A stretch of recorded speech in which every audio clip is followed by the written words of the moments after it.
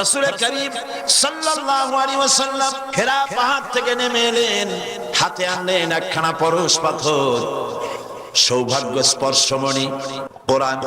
এই কোরআনের সংস্পর্শে যেই এলো তার ভিতরে পরিবর্তন এসে গেল। কোরআনের সাথে যদি কোনো হিরো আসে আর যদি বেয়াদবি করে, হিরোকে কোরআন জিরো বানায় দেয়, আবার যদি কোনো জিরো আসে জিরোকে কোরআন শরীফ হিরো বানায় দেয়। তার নমুনা আমরা দেখতে পাই হযরত ওমর রাদিয়াল্লাহু তাআলা আনহু কত বড় জাহিল ছিলেন। আল্লাহ নবী হত্যা করতে আসতে পারেন, কত বড় জাহিল হলে পরে তিনি নবী হত্যা করতে আসলেন, কিন্তু তিনি নবী হত্যা করতে পারেন নাই। কোরআন তার জাহালাতের কল্লা কাটিয়ে দিয়েছে। কোরআনের আওয়াজ শুনে কোরআন তেলাওয়াত করে তার মনের পরিবর্তন হয়ে গিয়েছে। রাসূলের কাছে এসেছেন তরবারি হাতে। হুজুর জিজ্ঞেস করলেন, ওমর কি মতলব নিয়ে এসেছো? ওমর বললেন, মতলব তো খারাপই ছিল, কিন্তু কোরআন পড়ার পরে আমার মতলব পরিবর্তন হয়ে গেছে। জীবনের 26টি বছর কুফরির অন্ধকারের ভিতরে ডুবেছিলাম, আমাকে তাওহীদের আলোর সন্ধান দিয়ে দিন। নবীজি তাকে পড়তে বললেন, লা ইলাহা ইল্লাল্লাহু মুহাম্মাদুর রাসূলুল্লাহ। সে ওমর রাসূলকে হত্যা করতে আসলেন। নবীজি বললেন, লা নবিয়্যা বাদি ওয়ালা রাসূলা, আমার পরে নবী বা রাসূল পৃথিবীতে আর আসবে না, কিন্তু আমার পরে যদি কেউ নবী হতো লাকানা ওমর, ওমরকে আল্লাহ অবশ্যই নবী বানায় দিতেন। তাহলে ওমর কোথায় ছিলেন আর কোথা থেকে আল্লাহ তাকে কোথায় নিয়ে গেলেন? আল্লাহ পাক বলছেন, ইয়া আইয়ুহাল্লাযীনা আমানু হাল আদুল্লুকুম আলা তিজারাতিন তুনজিকুম মিন আযাবিন আলীম তু'মিনুনা বিল্লাহি ওয়া রাসূলিহি ওয়া তুজাহিদুনা ফি সাবিলিল্লাহি বিআমওয়ালিকুম ওয়া আনফুসিকুম যালিকুম খায়রুল লাকুম ইন কুনতুম তা'লামুন। সাদাকাল্লাহুল আযীম। আল্লাহ পাক বলছেন, হে বিশ্বাসীরা, যারা তোমরা ঈমান এনেছো, শোনো, আমি কি তোমাদের কেমন একটি ব্যবসার কথা বলবো না, যে ব্যবসায় তোমাদেরকে জাহান্নামের কঠিন শাস্তি থেকে রক্ষা করবে? তার মানে অবশ্যই বলবে। সেই ব্যবসাটা হচ্ছে আল্লাহর সাথে ব্যবসা করতে হবে। একটি হলো ঈমান বিল্লাহ, আল্লাহর প্রতি ঈমান, আর একটি হচ্ছে রাসূলের প্রতি ঈমান। রাসূলের প্রতি ঈমানের অর্থ শুধু এতটুকু নয় যে মাথায় টুপি পরলাম, দাড়ি রাখলাম, জামা গায়ে দিলাম, এতটুকুনি শুধু নয়, বরং রাসূল হচ্ছেন আমাদের আদর্শ, এটা বিশ্বাস করতে হবে। লাকাদ কানা লাকুম ফি রাসূলিল্লাহি উসওয়াতুন হাসানাহ। আল্লাহ পাক বলেন, তোমাদের জন্য তোমাদের মহত্তম আদর্শ তোমাদের রাসূলের ভেতরে আমি রেখে দিয়েছি। আল্লাহর নবী হচ্ছেন তোমাদের জন্য শ্রেষ্ঠ আদর্শ। সর্বশ্রেষ্ঠ আদর্শ কে? আদর্শ তো তিনিই হবেন যার জীবন কলুষতা মুক্ত, জীবনে কোনো কালিমা নাই, তিনি হবেন আদর্শ। পৃথিবীতে মানুষেরা নিজেরা নিজেদের জন্য অনেক নেতা বানায়, এখন প্রকৃতপক্ষে নেতা কে হবে? বিশ্বনবী মুহাম্মদ সাল্লাল্লাহু আলাইহি ওয়াসাল্লাম। সেই নেতা জীবনে মিথ্যা কথা বলে নাই, মানুষকে ঠকায় নাই, জিনা ব্যভিচার করে নাই, হত্যা করে নাই, প্রতারণা করে নাই, মদ পান করে নাই। তাহলে কিভাবে নিজেরা নেতা তৈরি করে তার পিছনে ঘোরেন? নেতা তো তিনি যার জীবনে কোনো কলুষতা নাই। তিনি কে? বিশ্বনবী মুহাম্মদুর রাসূলুল্লাহ সাল্লাল্লাহু আলাইহি ওয়াসাল্লাম। আল্লাহর নবী তার বক্তব্য হচ্ছে, আমার স্ত্রীরা ও আমার সাহাবায়ে কিরাম, দিনের আলোতে আর রাতের আধারে আমার মধ্যে যা কিছু তোমরা দেখতে পাও, যে আচরণ তোমরা দেখতে পাও, সবগুলি খুলে খুলে মানুষের সামনে বলে দাও। সুবহানাল্লাহ বলবেন না? আমার জীবনের সব কথা মানুষের সামনে বলে দাও। এই জন্য রাসূল করিম সাল্লাল্লাহু আলাইহি ওয়াসাল্লাম হচ্ছেন শ্রেষ্ঠ আদর্শ। তার নীতিকে অনুসরণ করতে হবে জীবনের সব ক্ষেত্রে। একটা মানুষ কতটা চরিত্রবান, কতটা ভালো, সেই কথা কে বলতে পারে? রাসূলুল্লাহর চরিত্রের সার্টিফিকেট আল্লাহ তো দিয়ে রাখছেন। তারপর তার স্ত্রীর সার্টিফিকেটটা দেখুন। হেরা পাহাড় থেকে যখন নেমে এসে তিনি বলেছিলেন, আমি ভয় পেয়েছি, তাড়াতাড়ি করে আমাকে ঢেকে দাও। হযরতে খাদিজা জিজ্ঞেস করেছিলেন, আবুল কাসেম আপনার কি হয়েছে? কেন আপনি, আপনার চোখ বড় হয়ে গিয়েছে, শরীর কাঁপছে, গায়ে জ্বর উঠেছে, কারণ কি? তিনি বললেন, আমি এরকম এক জ্যোতির্ময় মহাপুরুষ দেখেছি যাকে আমি জীবনে কোনোদিন দেখি নাই। এই সমস্ত কথা আমাকে বলেছে, আমি পড়তে পারি না বলেছি, তারপরে আমাকে 3 বার বলার পরে আমাকে সিনার সাথে আলিঙ্গন করেছে, এরপর আমি বলতে পেরেছি, আমি ভয় পেয়ে গেছি। হযরতে খাদিজা বলেন, আবুল কাসিম, হে কাসিমের পিতা, আমি নিশ্চিত করে বলতে পারি কোন জিন, কোন দুষ্ট শয়তান আপনার অনিষ্ট করতে পারে না, কারণ আপনি কখনো মিথ্যা কথা বলেন না। আপনি প্রতিবেশীর হক আদায় করেন, আত্মীয়দের হক আদায় করেন, এতিম মিসকিনকে খেতে দেন, বিধবাকে আশ্রয় দেন। আপনার ক্ষতি কোনো জিন বা শয়তান করতে পারে না। নবীজি পরবর্তী সময় হযরত খাদিজাকে যখন ঈমানের দাওয়াত দিলেন, যখন তিনি বললেন, আমি আল্লাহর নবী, তুমি ঈমান আনো আল্লাহর উপরে, আমাকে রাসূল হিসেবে, নবী হিসেবে মানো। হযরত খাদিজা এক মুহূর্ত দেরি করেন নাই, সঙ্গে সঙ্গে হযরত খাদিজা বলেছেন, লা ইলাহা ইল্লাল্লাহু মুহাম্মাদুর রাসূলুল্লাহ। হে কাসেমের পিতা, আমি অবশ্যই বুঝতে পেরেছি আপনি আল্লাহর নবী। বিগত বছরগুলিতে আপনার মধ্যে যে আখলাক, যে চরিত্র দেখেছি, এটা কোনো সাধারণ মানুষের চরিত্র হতে পারে না। রাসূলের উপর ঈমান আনার অর্থই হলো তার আদর্শের অনুসরণ করা, অনুকরণ করা। তিনি যা বলেছেন সবটা করা, যা করেছেন সবটা করা, মেনে নাও। এইখানে যদি দ্বিধাদ্বন্দ্ব থাকে তাহলে তো মুমিন হওয়া যাবে না। হযরত ওমর রাদিয়াল্লাহু তাআলা আনহুর কাছে এক লোক এসে বলেছিল, এক মুসলমান একটা বিচারের সানি করতে এসেছিল। বলছে, ওমর একটা বিচারের সানি করে দাও, দ্বিতীয়বার বিচারটা করে দাও। তো প্রথমবার কার কাছে গিয়েছিলেন? তো তিনি বললেন যে আমি প্রথমবার তো মুহাম্মদ সাল্লাল্লাহু আলাইহি ওয়াসাল্লামের কাছে গিয়েছিলাম। আমি মুসলমান মানুষ, আমার বিরুদ্ধে ইহুদি কেস দায়ের করলো, হুজুর সাক্ষী প্রমাণ নিয়ে আমি মুসলমান, নামাজ পড়ি, যুদ্ধে যাই, চাঁদা দেই, আমার বিরুদ্ধে রায়টা দিলেন, এটা কি সঠিক হয়েছে?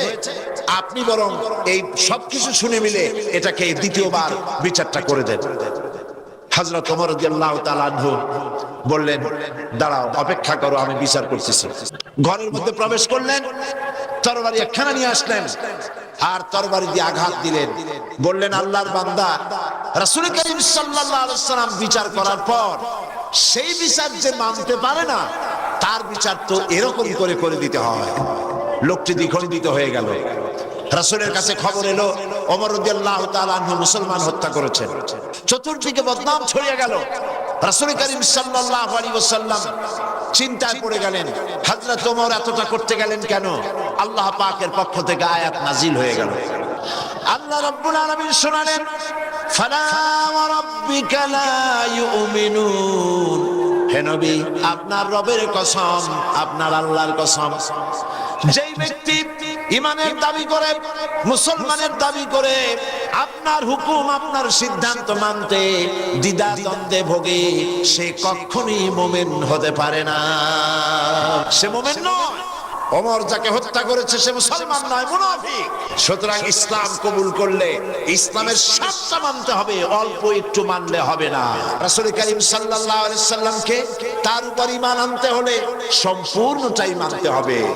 রাসূল করিম সাল্লাল্লাহু আলাইহি ওয়াসাল্লামের জীবনে, তার মিশনে বাধা আসলো কেন? বাধা এই জন্য এসেছে, বাধা যে হয়েছে এটা তো আপনারা নিশ্চয়ই জানেন। আল্লাহ রাব্বুল আলামিন বলেছেন, আলা লাহুল খালকু ওয়াল আমর। জেনে রাখো, সৃষ্টি যার, আইন চলবে তার।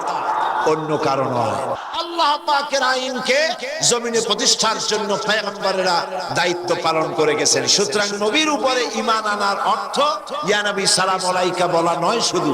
নবীর উপর ঈমান আনার অর্থ দাড়ি আর টুপি লাগানো নয় শুধু। নবীর উপরে ঈমান আনার অর্থ হলো দাড়ি, টুপি, জামা সহ, পাগড়ি সহ, মেসওয়াক, সুরমা, যা যা রাসূল করেছেন বলেছেন সব সহ দ্বীন প্রতিষ্ঠার জন্য জিহাদে অংশগ্রহণ করতে হবে। ওয়া তুজাহিদুনা ফি সাবিলিল্লাহি বিআমওয়ালিকুম ওয়া আনফুসিকুম যালিকুম খায়রুল লাকুম ইন কুনতুম তা'লামুন। আল্লাহর রাস্তায় জিহাদ করো। যদি তোমরা ইসলাম বুঝে থাকো তাহলে এই জিহাদে অংশগ্রহণ করো। এখন জিহাদ কাকে বলে? লোকেরা ধারণা করেছে জিহাদ মানে হলো যুদ্ধ। জিহাদ এই নামটা শোনার মাত্রই, যখনই কারো মুখে শোনে জিহাদ অথবা কাগজে পড়ে জিহাদ, তো পাঠকের মনে তখন একটা চিত্র ভেসে ওঠে। বিরাট দাড়িওয়ালা, টুপিওয়ালা, জামাওয়ালা, হাতে লম্বা তরবারি, সমানে দৌড়াইতেছে আর কাফের কুচায় কুচায় শেষ করে ফেলাই দিতেছে। এর নাম হলো জিহাদ। এই জন্য ফার্সিতে একটা কথা আছে, অলেকিন কালামদার কাফে দুশমন আছে। দুশমনের হাতে কলম ছিল, যেমন খুশি তেমন মুসলমানদের ইতিহাসকে তারা বিকৃত করেছে। জিহাদ মানে যুদ্ধ নয়, জিহাদ মানে হোলি ওয়ার নয়, জিহাদ মানে হার্ব নয়, জিহাদ মানে কিতাল নয়। যুদ্ধ এটা আরবি কিতাল হতে পারে, হার্ব হতে পারে, ওয়ার হতে পারে, কিন্তু জিহাদ শব্দের অর্থ এগুলি নয়। জিহাদের আবিধানিক এবং পারিভাষিক অর্থ হচ্ছে যে কোনো উদ্দেশ্যকে সফলতার শীর্ষে পৌঁছে দেওয়ার জন্য যে প্রাণান্তকার প্রচেষ্টা চালানো হয়, জান দিয়ে, মাল দিয়ে, অর্থ দিয়ে, যে কোনো উপায় যে চেষ্টা চালানো হয়, ওই চেষ্টার নাম হলো জিহাদ। আমাদের উদ্দেশ্য হলো জমিন হলো আল্লাহর। আল্লাহ পাকের আইনকে প্রতিষ্ঠিত করার জন্য আমি যদি বই লিখি, এটা আমার লেখার জিহাদ। আমি যদি এই রাস্তায় পয়সা খরচ করি, এটা হলো আমার আর্থিক জিহাদ। আমি এই রাস্তায় চূড়ান্ত, আমাকে যদি কেউ বাধা দেয় সশস্ত্র ভাবে, তখন সশস্ত্র ভাবে তার মোকাবেলা যদি আমি করি, এটা হলো জিহাদের চূড়ান্ত রূপ। জিহাদের অর্থ শুধুমাত্র হিন্দু যেখানে পাও কুচাইয়া মারো, এর নাম জিহাদ নয়। জিহাদ ফি সাবিলিল্লাহ ওয়া তুজাহিদুনা ফি সাবিলিল্লাহ। জিহাদ হবে আল্লাহর পথে। জিহাদ হবে কার পথে? পৃথিবীতে যত যুদ্ধ হয়, আমেরিকা যুদ্ধ করছে, ইউরোপ করছে, ইন্ডিয়া করছে, পৃথিবীর বিভিন্ন দেশ এক দেশ আর এক দেশের সাথে যুদ্ধ করে। উদ্দেশ্য কি? উদ্দেশ্য হলো দেশের সীমা আরো বাড়ানো, ঠিক কিনা? অর্থ লুটপাট করা, ঠিক কিনা? চুরি করা, ডাকাতি করা, ছিনতাই করা, ক্ষমতা বাড়ানো। এই জন্য এ হচ্ছে ক্ষমতা প্রতিষ্ঠিত করার জন্য তাদের লড়াই। ইসলামের জিহাদ রাজ্য বাড়াবার জন্য নয়, অর্থ সম্পদ লুণ্ঠন করার জন্য নয়, নিজের ক্ষমতা পাকাপোক্ত করার জন্য জিহাদ নয়। ইসলামের জিহাদ হচ্ছে কোরআনের আইনকে দেশে প্রতিষ্ঠিত করার জন্য চেষ্টা করার নাম জিহাদ। এই জিহাদ করে দ্বীন প্রতিষ্ঠা করতে পারলেই শান্তি আসবে, নইলে শান্তি আসবে না। শান্তি প্রতিষ্ঠার জন্য চেষ্টা কি কম হয়েছে পৃথিবীতে? 1920 সনে আগে প্রথম বিশ্বযুদ্ধ হলো। প্রথম বিশ্বযুদ্ধ হওয়ার পর পৃথিবীতে লক্ষ লক্ষ মানুষ মরল। আর্থিক শত শত বিলিয়ন, মিলিয়ন, ট্রিলিয়ন ডলারের ক্ষতি হলো। আর যেন যুদ্ধ না হয় সেজন্য 1920 সনে তৈরি হলো লিগ অফ নেশনস, যাতে যুদ্ধ বিগ্রহ আর না হয়। লিগ অফ নেশনস তার সমস্ত প্রচেষ্টা ব্যর্থ হয়ে গেল। 1939 সনে সেকেন্ড গ্রেট ওয়ার, দ্বিতীয় বিশ্বযুদ্ধ শুরু হয়ে গেল। আর এই যুদ্ধ চললো 1945 সন পর্যন্ত। একটানা 6 বছর যুদ্ধ চলল। পৃথিবীর লক্ষ লক্ষ মানুষ নিহত হলো, কোটি কোটি মানুষ সামানার হলো, বাড়ি গেল, ঘর গেল, ইন্ডাস্ট্রি গেল, দেশ গেল, সব শেষ হয়ে গেল। পৃথিবীতে আর যাতে যুদ্ধ বিগ্রহ না হয় সেজন্য তৈরি হলো ইউনাইটেড নেশনস অর্গানাইজেশন, সংক্ষেপে ইউএনও, জাতিসংঘ তৈরি হলো। এখন আমার প্রশ্ন, জাতিসংঘ তৈরি হওয়ার পর থেকে দেশে যুদ্ধ বিগ্রহ বন্ধ হয়ে গেছে? বন্ধ হয় না। কারণ কি? কেন বন্ধ হলো না? আমি জাতিসংঘ হেডকোয়ার্টারের সামনে এইখানে আমি মাহফিল করেছি, প্রায় 1.5 লাখের মতো লোক এখানে উপস্থিত ছিল। পুরা রাস্তা খালি করা ছিল। সেটা ছিল মুসলিম ডে প্যারেড ডে। সেইখানে যখন বক্তৃতা করলাম, বক্তৃতা করার আগে আমি প্রশ্ন করলাম যে এই জাতিসংঘ যেখানে তৈরি হয়েছে এখানে আগে কি ছিল? আমাকে এর ইতিহাস শোনানো হলো যে এই জায়গায় আগে ছিল কসাইখানা। এখানে গরু, ছাগল, ভেড়া, শুয়ার ইত্যাদি জবাই করতো, আর সেগুলি গোশত এখান থেকে সব জায়গায় ডিস্ট্রিবিউট হতো, বিক্রি হতো কসাইখানা। সেই জায়গাটা খরিদ করে জাতিসংঘের অফিস বানানো হয়েছে। বললাম কাজ তো খারাপ হয় নাই, ভালোই হয়েছে। যেখানে আনঅফিসিয়াল পশু জবাহ হতো সেখানে এখন অফিসিয়ালি দুনিয়ার মানবতা জবাহ করার ব্যবস্থা করা হয়েছে। 25 মিনিট বক্তৃতা করেছিলাম, আলহামদুলিল্লাহ 3 জন খ্রিস্টান সেখানে মুসলমান হয়েছে। জাতিসংঘ তৈরি হলো পৃথিবীর মানুষকে শান্তি দেওয়ার জন্য, শান্তি দিতে পারে নাই।